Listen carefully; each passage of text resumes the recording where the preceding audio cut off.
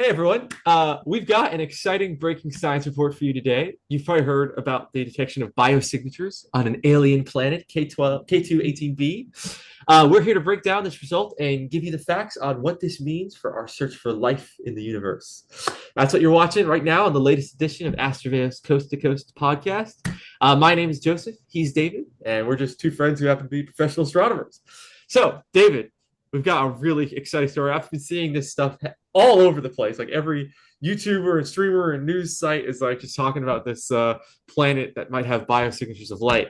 So I'm going to ask the question that everyone wants to ask. Does this mean aliens? Yes, that's it. It's just a yes, and that's the end of the podcast. I'm clipping that for the YouTube short. A really short YouTube talk. Okay, good question. And the answer is, of course, no. As you know, there's only one place life has ever been detected, and that is here on Mother Earth. Welcome to Astraveo's Coast to Coast Buzzkill. Sorry about that, everyone. Yeah, no, this sort of idea of finding aliens on other worlds, this really is way ahead of where we are. So yeah, my answer is no. Sorry, not yet. Okay, so the detection of this chemical does not immediately imply that there's life on this planet. So, what is this chemical exactly? And what is it? Yeah, what's the chemical, and why does it seem to imply life? Okay, great question. So there are two chemicals they're talking about. It's dimethyl sulfate and sulfide and dimethyl disulfide. They are detected here on Earth from aquatic algae. So typically algae you might find in the sea. So that sort of sea smell that you think of when you go to the ocean or play around in tidal pools, that's the gas you're sort of smelling. That gas, the only way we know that's produced non-industrially here on Earth is through a biosignature from very simple life forms like algae. So the inference being is if you detect it on another world, it could be a biosignature. It's a signature of biological life on another planet. Now, it doesn't have to be, but it's certainly a possibility. Okay, that's really interesting. So, you just mentioned how you can go to the beach and sort of smell it, and that's our human way of detecting it. But I assume, and I could be wrong here, because I'm not an exoplanet expert, but astronomers are not going to the planet and sniffing them to detect the dimethyl sulfide. Now, is the process more or less complicated than the pronunciation? And how are these discoveries made? Like, so how do we know there's a planet there? Okay. And how do we measure its like chemical composition to find Okay. these elements? Super duper, they're basic questions, but they're fundamental questions, which you and I both love, right? Oh So yeah. there is, if this turns out to be just a scratch and sniff, we could sell special stickers. You scratch them, it's like, oh, that's dimethyl sulfide, must be life on it. Okay, let's actually talk some science. So, first of all, how do we know there is a planet orbiting this star? The star is called K2-18, slightly boring astronomy name.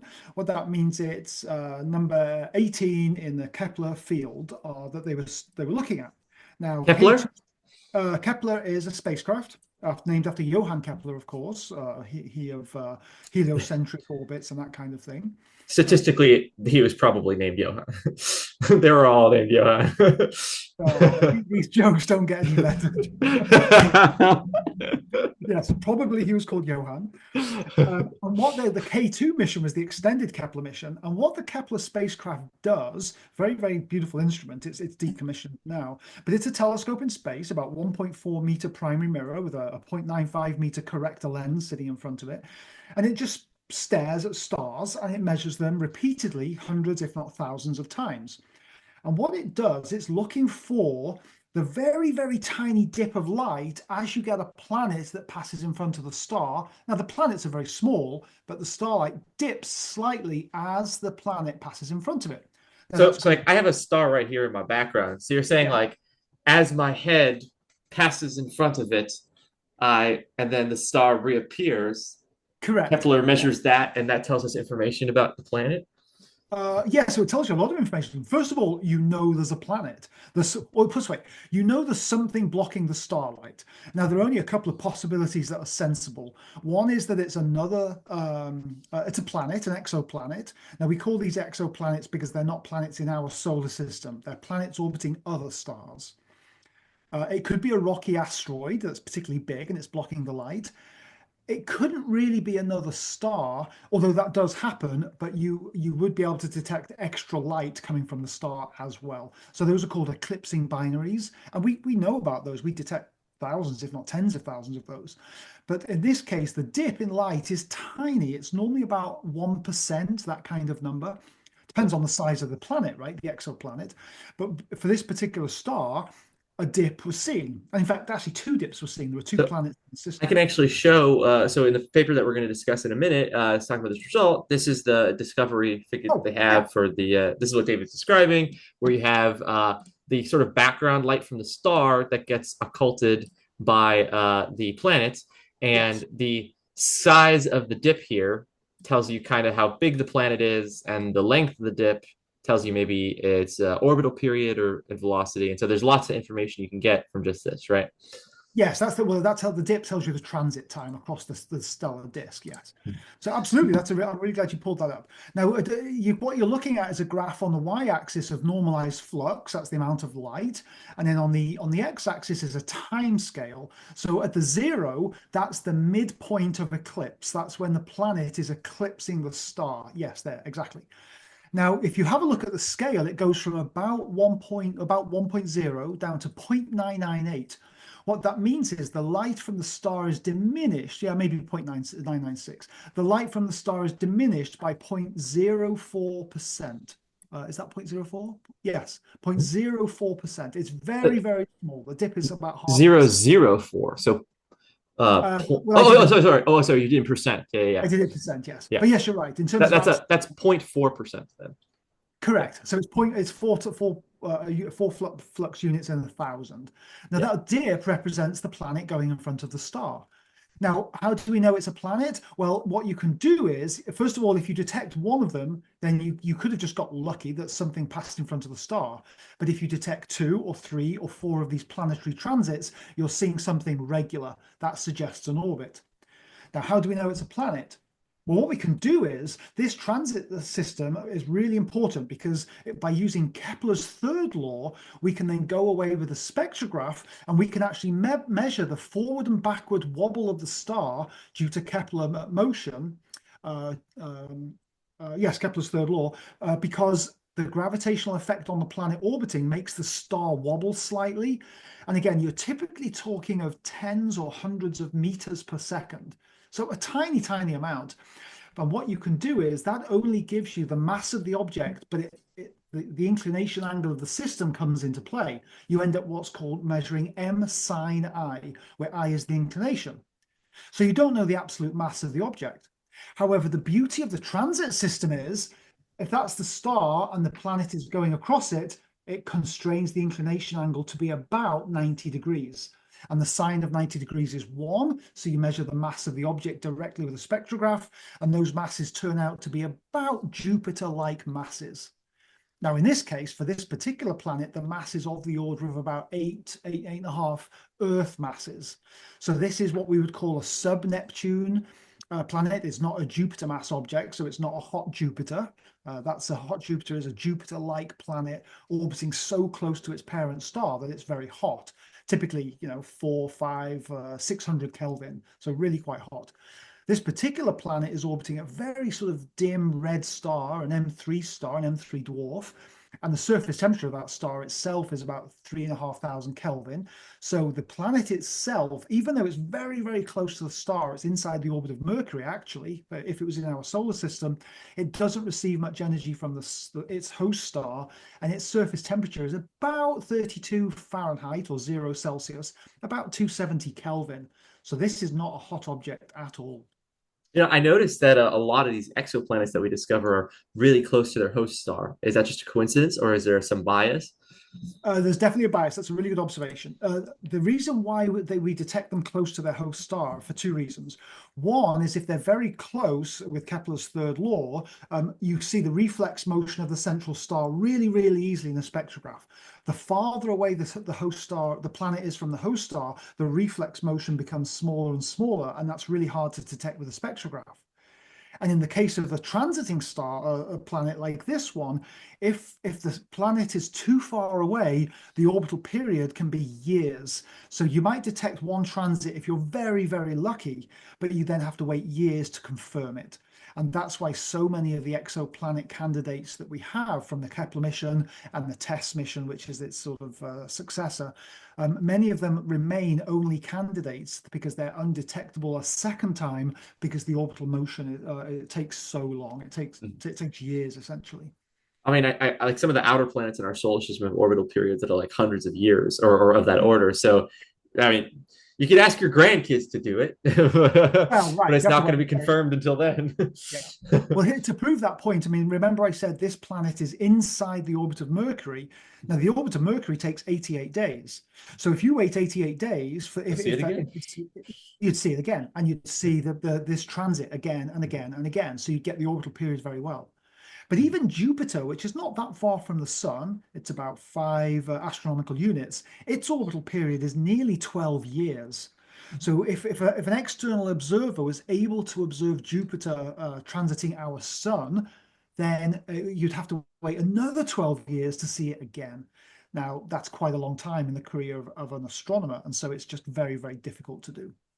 Okay, so you've mentioned using spectra a couple times to sort of judge the wobble of the star, and I think that leads nicely into my next question, which is: so these studies are talking about measuring the chemical composition of these planets by looking at their spectra. So can you take us through how that works? Yes. So a spectrum, I think we've discussed this on some of our other podcasts. A spectrum is essentially a rainbow. So when you see a rainbow in the sky, the raindrops are acting as a spectrograph. You're turning combined light, like white light from the sun, into its constituent parts. Now, the constituent parts of white light happen to be all the colors. So you see a rainbow. Now, the classical rainbow only has 7 colors, right? Roy G. Biv. So what that means is the raindrop is acting as a very, very low resolution spectrograph. It's taking the white light from the sun and splitting it like a prism, like Isaac Newton saw when he putatively or possibly saw light coming through and it went through a prism and it split up into a rainbow. Well, we can build instruments that do that deliberately. And instead of seeing 7 colors, we can build them so they see hundreds of colors or even tens of thousands of colors if it's a high resolution spectrograph. So what we can do with these planetary atmospheres is, and stars themselves, is we can look at them with a spectrograph, which artificially splits the light up into a type of rainbow. And we can use the Doppler effect to look at the forward and backward motion. Now, we all know what the Doppler effect is. If you imagine, say, an ambulance or a fire engine going past, it changes the frequency of its tone if it's got its lights and klaxon going as it's moving. So the Doppler effect, you see a change or a shift in frequency or wavelength due to its motion. So with an ambulance or a fire engine, you hear it becomes higher pitched as it's coming toward you, and then as it's going away from you, it becomes longer pitched. Well, we can measure that for stars and even exoplanets. And we do that by measuring the light, and we see whether it shifts one way or the other. If it's coming toward you, the light shifts slightly to the blue. If it's going away from you, it shifts slightly to the red. And we can detect that shift in wavelength space with these very sort of sensitive instruments, these spectrographs you're talking about. And then we're able to measure, like I said, this reflex motion of the star moving backward and forward. Now, if you project that concept to exoplanets, what you're able to do, if you have your star here and the exoplanet comes in front of the star, you can, as it's transiting, you can actually see light coming from the star through the atmosphere of the planet and then onto Earth. Now, that's called a transmission spectrum, and it's transmitting through the planetary atmosphere. So again, if you have the right type of instrumentation, right, these very fancy spectrographs, you can end up measuring the spectrum of the planets. Now, what we're able to do with some very fancy modeling and some calculations that are relative to Earth's atmosphere, we can actually make a model of that atmosphere of the planet by saying, oh, well, I see a little bit of, I see a signature that's similar to Earth's methane or similar to Earth's carbon dioxide or hydrogen or helium or oxygen and so on. And so we're able to look at the chemical composition of stars and exoplanets using these very, very fancy spectrographs. To give a kind of visualization, I pulled up an example spectrum here of Oh, an yeah, very nice. A0 star, and so you want to use this to kind of explain what a spectrum looks like and how it relates to what you just explained. Yeah, so this is a really nice one. So on the y-axis, the axis going up and down here, this is relative flux, so relative amount of light coming through the spectrograph. And on the x-axis, this is called wavelength. Now, these are the units we use are angstroms, and these are related to 1 angstrom is 10 to the minus 10 of a meter. So what you're really looking at here of 4,000 angstroms is about zero point 0.4 microns, going up to about 0.8 microns. So So it's on the about 450. It's like 400 to 800 nanometers, which is like correct, yes. that's optical basically. Yes, that's actually right. Yes, and so that 4,000 angstroms is in the very, very blue-violet part of the rainbow, and northward of 7,000 angstroms is in the very, very red part of the spectrum. So essentially, you're seeing blue to red here.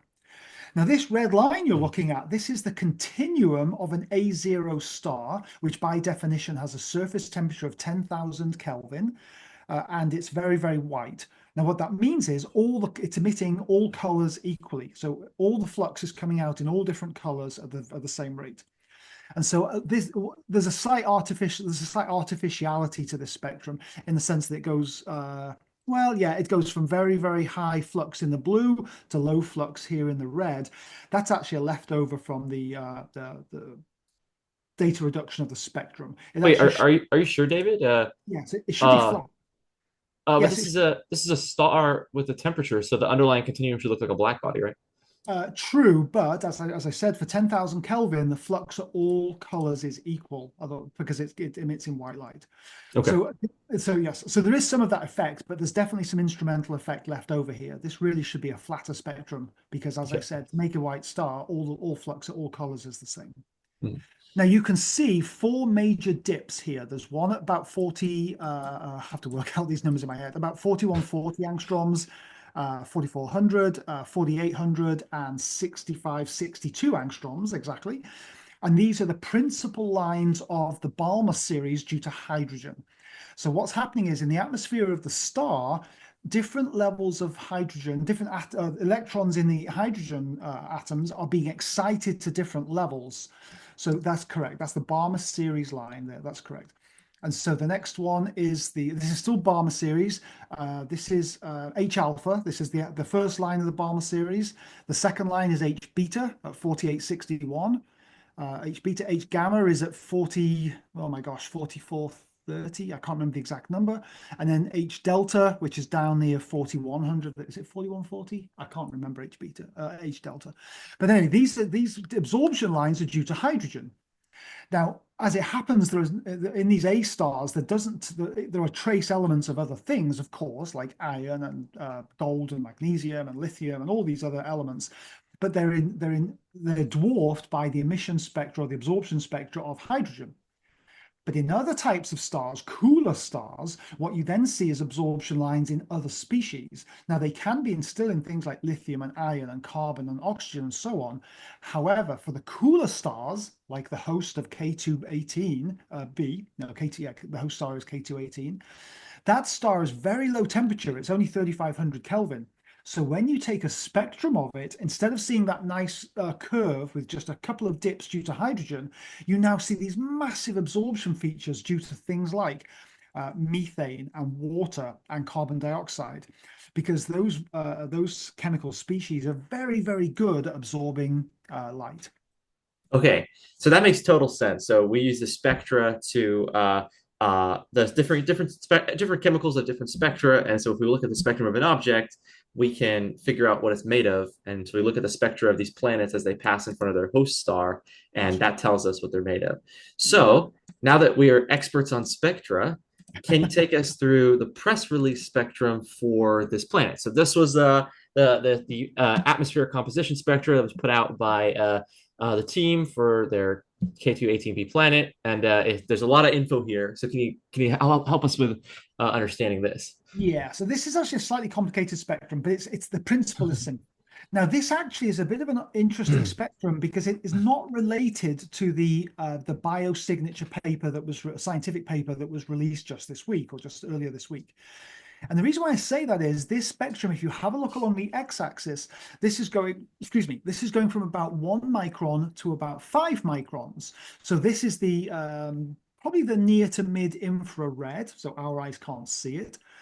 Now, the one this week, that the spectrum they took this week or published this week, was actually about 6 to 12 microns. So this is actually from an earlier study that they did with a different spectrograph on the James Webb Space Telescope. And so as you can see here, the two instruments they used were the NIRIS and the NIR spec. NIR stands for near infrared. Okay, so these are infrared spectrographs. Now, what you're seeing here is a transmission spectrum where it's on the y-axis. So you're seeing the amount of light that is blocked due to chemical species in the exoplanet atmosphere. Now, remember, there's K2b.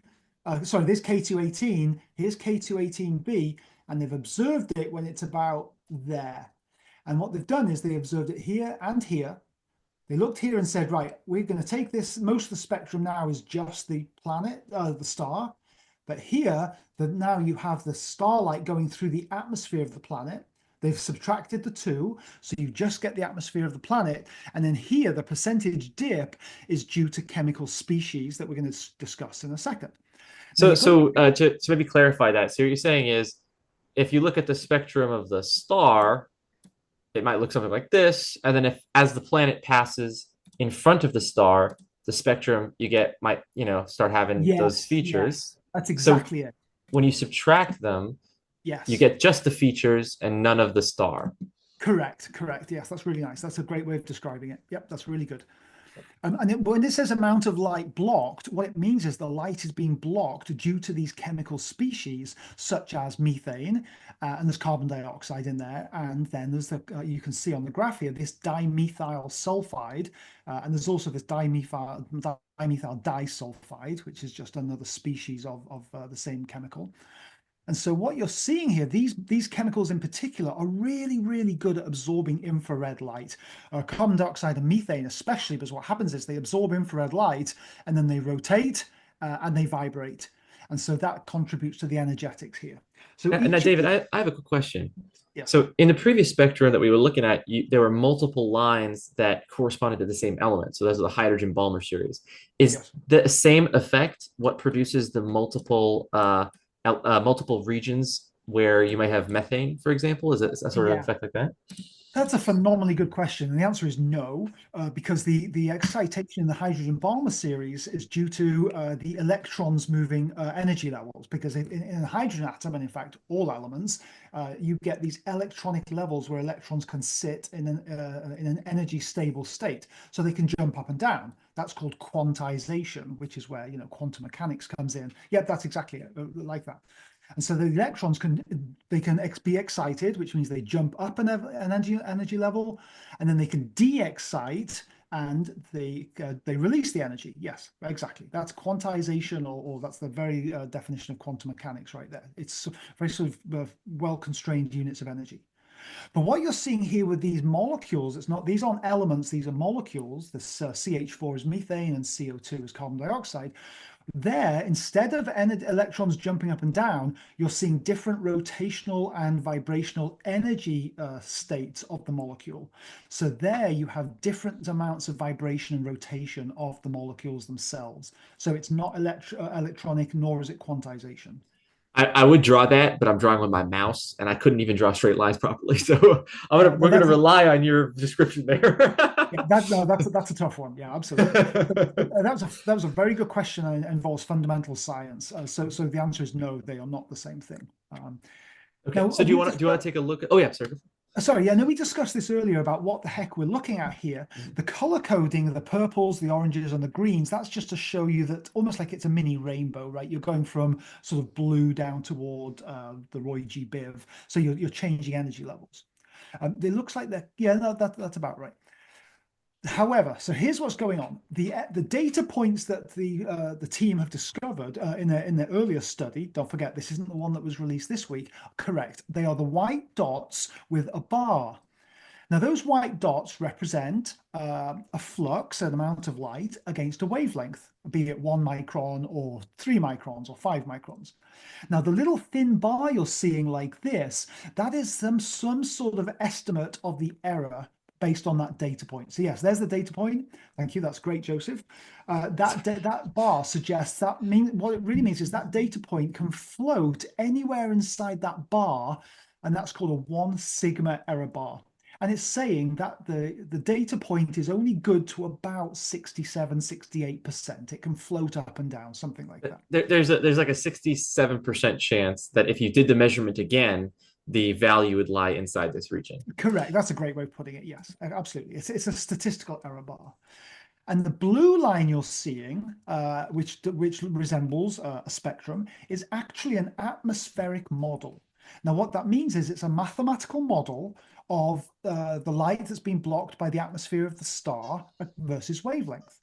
Now, what we base that on is things like the atmosphere of Earth or the atmosphere of Venus or the atmosphere of Neptune, and then we scale it to what it would look like in this atmosphere of K2-18b, knowing how much flux it gets from the host star K2-18.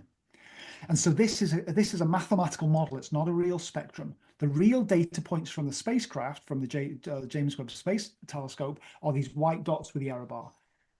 Now, what you can see from the blue line is you can see where you get these massive absorption features, and you can see the very big dips that Joseph is pointing out. Yep, those big dips. Those are absorption features due to molecular species in the atmosphere of the planets.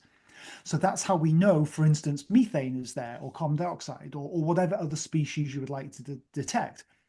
Now, in this case, the team is saying they have some sort of detection of dimethyl sulfide. Now, the reason why they're saying that could be important is the only known production source of that chemical species here on Earth in significant quantities is aquatic algae. Now, of course, that means there's a possibility it's a biosignature. They're not saying it is, but we know on Earth at least, biological systems do produce that substance. So here's a question and actually this is a genuine question. The indications here of the methane and CH4 and sorry, the carbon dioxide, they're indicated by the absorption dips because this is a transmission function. Yeah. How come we don't see a dip for dimethyl sulfide? That just occurred to me. Is this the dip, or like, does dimethyl sulfide just gently suppress the transmission function? Like, that is a very good question. I think the real answer is we are not entirely sure. I think what they're really going for is, if you look at the data point at about 3.7 microns, there's a slightly elevated data point, yes. And now that's slightly above, at about the 1 sigma statistical level, above the atmospheric model. And so what they're saying is that there could be some extra dimethyl sulfide there than is expected. So in the model that you're seeing, there is a certain level. They are saying they detect a little bit extra, so that's more than the model is showing. Sorry, wouldn't the detection then be since this is a transmission function, wouldn't this be the detection? The one that's a little bit below? Because if there's more DMS, then it should absorb more. I suspect. Yes, you're probably right. If I'm being really honest, from that spectrum, Joseph, even with my experience, I could not tell you that there is dimethyl sulfide there. That is, this is about a 1 sigma result, as you saw when we read the earlier paper from the team today. That is not a statistically significant detection. Exoplanets are not my specialty, but I spent a lot of time looking at supernova spectra, and in particular, sometimes we have lines that get blended together when they're right next to each other, like this. Yeah, that's right. And it's hard for me to look at this and tell whether there's one line, 2 lines, or 2 blended lines. So I'm in the same boat of confusion. Well, the answer is it's blended. There's no doubt about it. It's unequivocal.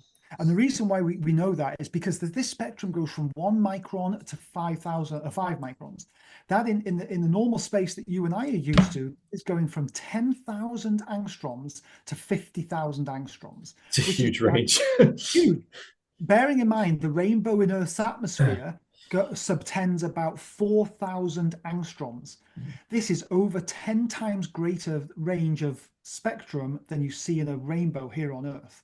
So this has to be blended. There's no way it cannot be blended. blended with a bunch of other stuff too, probably besides what's listed here. Oh yeah, there's Yeah. there's huge amounts of other things in the atmosphere that could be causing this as well. Yes. So, So I what? can, if you want, I can switch to showing the spectrum from Yeah, the that's a good paper. idea. Yeah, Okay. that's a really good idea. So this is the spectrum we want, right?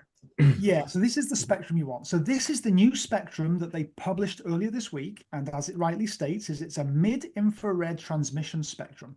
It's mid-infrared because you're going from about 60,000 angstroms to about 120,000 angstroms. In standard units, these are microns, so 1 millionth of a meter.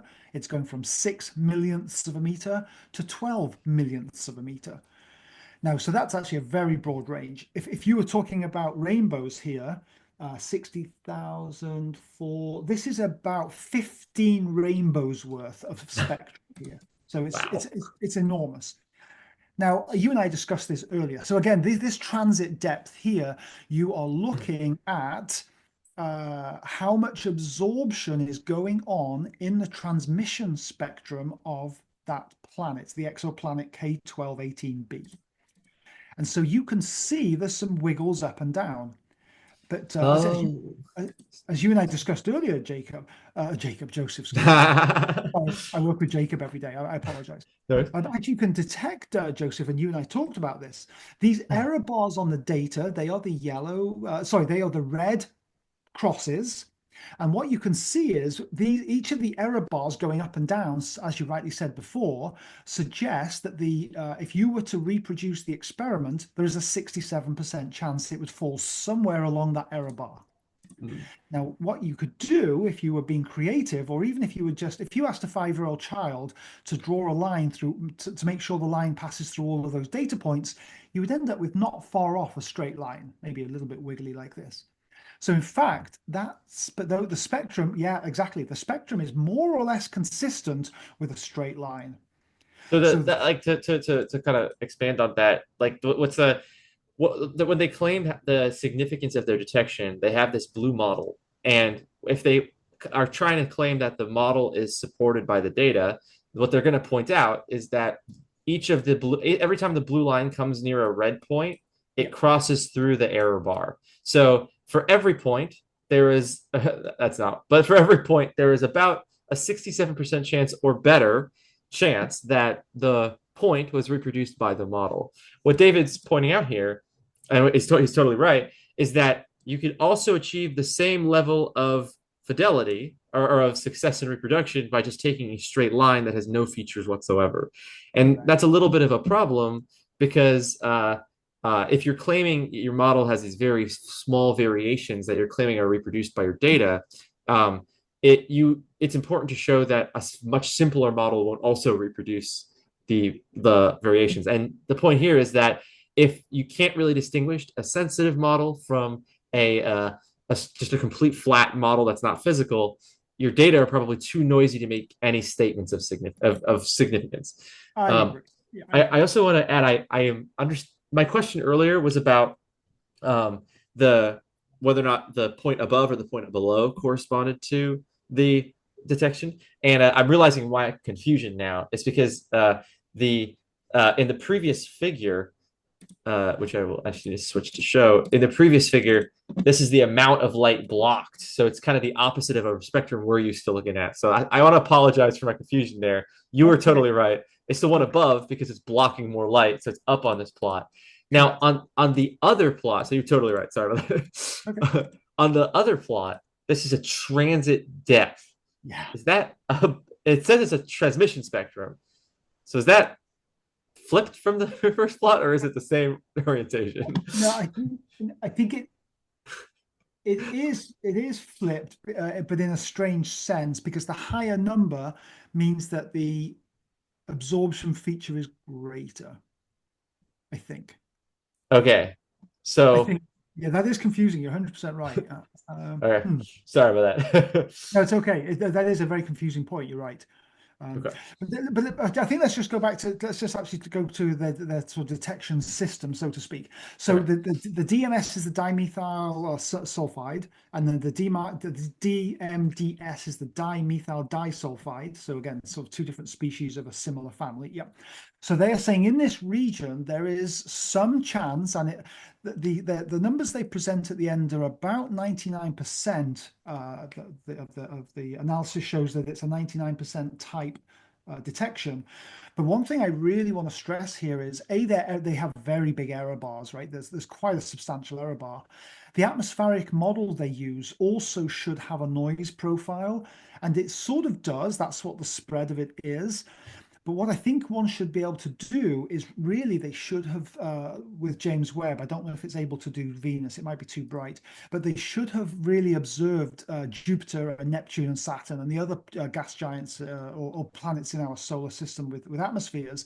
And they should have compared the atmospheric model with the data from JWST, James Webb Space Telescope, to show that there weren't systematics in their model, because a lot of these models are based on the atmospherics we know in our own solar system.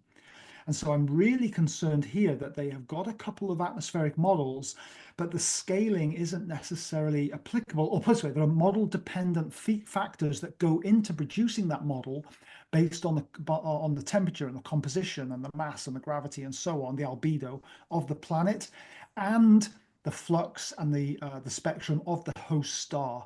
So there are a couple of 0 points here that I'm not entirely comfortable with, where you have this planetary model, you have some data points, but we don't know how well scaled that planetary model is for this particular planet. You know, these models are very, very sensitive to whether you have isothermal mixing throughout the entire atmosphere of the planet. This planet is probably tidally locked because it's so close in, right? Its orbital period is 30 It's 30 days, 33 days, yeah. 33 days. So it's probably close to being tidally locked, or at least in some sort of resonance with the host star, just like Mercury is with our own sun. It's in a 2 to 3 orbital period, rotation periods resonance. This planet, therefore, may not be very well thermally mixed. The side of the planet that faces the star most often is probably substantially hotter than the sort of putative dark side of the planet. And so these models then become very, very sensitive to how well thermally mixed the atmosphere is. So that also troubles me here as well. So to kind of expand on that from in like a diagrammatic sense, if it's a statistical problem. So if you have, if you have a bunch of data points, if you have a bunch of data points, you may decide to fit a model to them. And actually, I'll do this in a different color. You may decide to fit a model to them, and depending on the error bars of your data points and your model, you're going to get some level of confidence that the model reproduces the data, and that's what they're showing here. So their dark curve is the model that best fits the data, and then the spread they're showing here is the spread of possible models of the same type that could fit it. So for example, you might have a model that looks a little bit like this. So it's pretty similar, but just a little bit different, or like this. And so that answers an important question, which is how much can you vary the parameters of your model while still reproducing the data? It tells you how well it's constrained. What David's concerned about is that they may have missed that their model might not accurately describe the underlying physical process at all. So if you have a completely different model that could potentially describe the data as well, that actually increases the uncertainty of your estimate, because now you are not just worried about whether or not your model produces the data and how the parameters can be varied, but there's an extra, how can your model be varied while still producing the estimate? And that lowers your confidence. So they've essentially said here that we're pretty confident this model is right, and therefore this is the likelihood that this model reproduces the data. But that likelihood is going to go down if they ask how confident we are that the model is correct. And David's much more experienced in this, and so you know that like these models are they're not that great. Like they can be a little bit more finicky. So you got to be careful when discussing results from them as if it's like ironclad fact. Yeah, that's a really good observation, Joseph.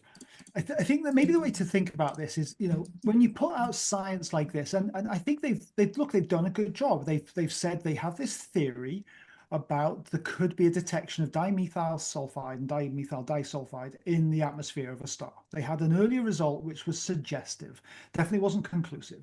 So they said, okay, we're going to go and look at this again. We're going to look at the same system again. We're going to observe it for a lot longer. We're going to go to the mid-infrared now, and we're going to try and match it to some kind of model. And so I think they've done that well. The experimental design is decent, but then putting the actual science on there is subjective. And scientists try to avoid that at all costs because then the interpretation can be about how you do the science as opposed to the scientific result. And in this particular case, that's really important because the detection is so marginal, and we're talking about percentages here. Now, even a 99% result in science is actually not very good. We actually like it to be 99.99999. We should be able And to run. that's not he's not exaggerating with the number of nines. Like in Oh, no. particle physics or even in astrophysics, we have something called a detection threshold, and 3 sigma, which corresponds to 99%, simply does not meet that threshold. That's about a one in a 3 sigma is about a 1 in 1,000 chance that is it 1 in 1,000 or 100? It's 1 in 1,000, right? 99% is one in a But hundred. what I mean is a 3 sigma corresponds to 99.9, right? Yes, one in 1,000. Yeah, yeah. Yeah. So 3 sigma, yeah, 99.7%. So it's about 1 to 3 in 1,000 chance that your data is just a fluke and something went wrong. Yes. We like 5 sigma, which is like 1 in 1,000,000 chance Yeah. that your data was wrong. Because a lot, I can think of many stories. I'm sure David has many more stories that you can think of where you have a 3 sigma thing that seems really exciting, and then you go back and remeasure, and it turned out it was a fluke. And that happens a lot. Why does it happen a lot? Because even though 1 in 1,000 seems really low, when you have thousands of scientists doing thousands of experiments on the same sort of thing, you're going to get flukes. And so you've got to be really careful. Yeah, Oops, that's a, sorry. that's a super good observation there, Joseph. And I think a bigger problem is that 1 in 1,000 is if you get everything else right and you Mm-hmm. fully constrain your system. The problem with these type of data are the data themselves aren't always well understood. Those error bars, I suspect, are probably underestimated or they are not fully constrained just because spectra are difficult to deal with, especially from a moving spacecraft in Earth's orbit. To the author's credit, they do add intrinsic scatter and systematic terms like the white noise term. So Yeah, it's not yeah, like they're ignoring this or trying to like sweep it under the rug. They true. did a good analysis. I Yeah, agree. They did. They really did. yeah.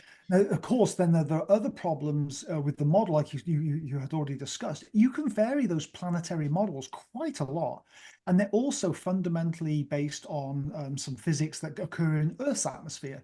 Now, they may not be the same physics that are occurring on the atmospheres of these exoplanets so close to the star with extreme temperatures being rotationally or locked or in resonance. The other part of this is, you talked about experience. Well, back in 1999, I was part of an experiment where we tried to measure the reflected light from an exoplanet. It was a planet orbiting Tau Boo. The planet was called Tau Boo B. And what we did was we eliminated as many systematics as possible. And I remember I spent oh my gosh, 7 weeks on top of a mountain over a couple of weeks measuring this one star to measure the exoplanet's spectrum orbiting this star. And we even went to extremes, right? Where typically you take calibration frames for the spectrograph, you may take 100 frames. We took tens of thousands of calibration frames. So I would observe all night on the telescope and then stay up till 2 o'clock in the afternoon just taking calibration frames. Saying to the technicians, no, you can't touch the telescope yet. If you move the telescope, that could change the spectrograph. I need it to stay in the exact same place. And on different nights, I put the star on the same pixel on the detector, which normally nobody ever does. But I locked in the star to the exact same pixel, so you wouldn't even see pixel to pixel variations and flat fielding errors. Anyway, we did the analysis. We very carefully subtracted the spectrum of a star. I worked with some incredibly careful scientists, my previous boss, Andrew Collier Cameron, Keith Horn, who is basically a legend in the spectrograph and the extraction of spectra world, very famous 1986 paper that he wrote. And we ended up with a 2.7 sigma detection of the atmosphere of Tau Boo B. We were able to isolate the reflected spectrum from its upper cloud deck. And we published it in Nature, this very prestigious scientific publication. And we had a very difficult time because Nature typically has 3 referees per publication. And we had a very difficult time with the referee. We sort of argued with him or her over multiple months, actually, of why a 2.7 sigma detection was valid and we published it as the putative detection of this reflection spectrum of tau b. Well, we went back the next year and repeated the experiment, and our detection had disappeared. So it turned out to be a spurious noise detection, even though we were very, very, very careful to isolate the systematics. So that when we're talking about 1 or 2 sigma here, or even 3 that the authors are claiming, it really worries me with especially exoplanet work, because our atmospheric models are still not that great. And so, just to tie all this together, I know I'm speaking a lot tonight. I apologize, Joseph. No. Are you kidding? I thank you on behalf of everyone who's listening. Your experience, you have the kind of experience like nobody else does, man. Well, thanks, man. So yeah, the thing to tie all this together is there was a press release, possible biosignature detection on another world, and that could be the signal for alien life. But when you look at this carefully, and if you read the scientific paper, and we can put the actual link to the scientific paper in the comments if you really would like to follow along, is you have a very, very difficult to detect chemical signature in a difficult spectrum to measure in a low resolution spectrograph. So you're talking about not a great deal more highly resolved than a raindrop, maybe 5 or 10 times, which is very low resolution. You're talking about a very low flux level, because you're talking not only you're trying to get the flux through a planetary atmosphere, it's also being blocked out by other chemical signatures. Also, you're comparing that to planetary atmosphere models, which may not be well suited to this particular exoplanet. And you're assuming that the dimethyl sulfide, if it's a real detection on this planet, is due to a biological system. It may not be. It could be just some very peculiar chemicals in the atmosphere. And as you rightly mentioned before, when we were talking about this before we came online, these spectra are very, very blended. Like I said, you can fit, what did we say, 60,000, 4,000. There are 15 rainbows across this spectrum. So all of the chemical species are very, very blended, even in spectrograph in wavelength space. So there could be all kinds of reasons why there is some sort of effect where you might expect dimethyl sulfide to be. So I think taken all together, one must really say, if somebody says to you, are there aliens now? Have we detected aliens? The answer has to be no. Have we detected signs of life on another exoplanet or another planet? The answer is, again, probably no. Is there something interesting going on where perhaps dimethyl sulfide and dimethyl disulfide is detected or is being absorbed in the atmosphere? There's a very small possibility, but yes, it's possible. Does that mean it's a biosignature? I think that is a great leap of faith. And science doesn't tend to work on leaps of faith. It tends to work on reproducibility and statistical significance. So if you were to ask me, let's go for a walk in the woods next week, and you say, hey, David, do you really believe in your heart of hearts that there is a detection of life on another planet in the galaxy? I would have to say no. You're completely right, and this comes back to like a level of managing expectations for like what science is going to do. Like the reality is the real problem here is the discrepancy between the work that's being done and the news articles that are like, have we just glimpsed life beyond Earth? Like, because this work is good, it's important, and the reality is someday when we do hopefully detect life outside of Earth, it's going to be built on the back of hundreds of analyses just like these. It's very unlikely that there's going to be one bombshell thing that's like, we've detected alien life to 100% certainty. It's going to be a paper like this, and someone says, oh, this is interesting, we should check this out more. And then another paper that maybe brings it up to 3.5 sigma. And then you keep going, and you're going to have a bunch of these that lend credibility and reproducibility to the analysis. So we should manage our expectations, to make sure that we're not expecting a paper like this to be a slam dunk, aliens are real, because that's probably just not going to happen when you're measuring spectra of stars, like planets as they pass in front of their stars. And so this kind of work is super important, but it's equally important for the science community to maintain the reasonable expectations and communicate the results in a reasonable way. I agree. I do agree. You're 100% right. And one thing I'm going to give a lot of credit to the research team here. It's Madhu Hycean in the University of Cambridge in the UK. They have clearly put some thought into this, and they are careful scientists. Yeah, this is legit. Like this is a legit study. It's great. It's a very good scientific experiment. And in their defense, they have done a good job in the paper, the scientific paper, to say possibility, potential, putative, it could be, tentative hints of. They haven't come out and said, yep, this is definitely a biosignature. We've got alien life. Let's go ahead and make the Hollywood movie. They've done a pretty good job in tamping down their sort of forceful pushing of that this is really alien life. I think the real reason why this has been captured the imagination this week of the scientific and public community is that I think the media and the press they did a press release and rightly so, right? There is definitely some interest here.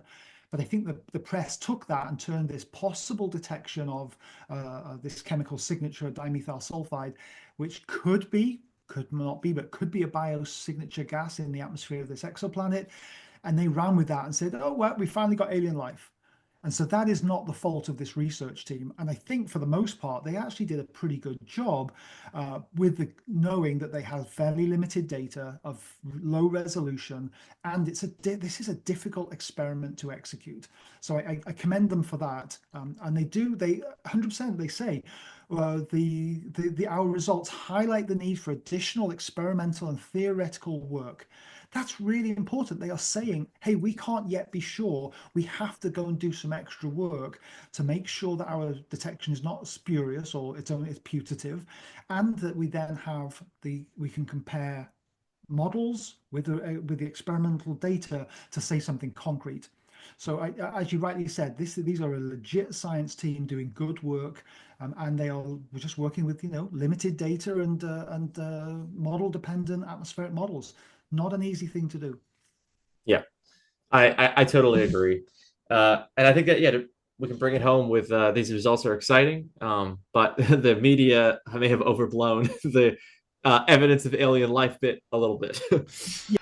Well, this wraps up another presentation for Astraveo, where we go from geek to chic by sharing our passion and excitement for all things scientific, especially astronomy and in the mysteries of the universe. If you enjoyed this video, please hit the like button, and in the comments below, please leave us your suggestions for future presentations. We'll get right on it. And don't forget, you can join us on our journey by subscribing and hitting that bell. He's Joseph, and I'm David, and together we're Astraveo. Thanks for watching.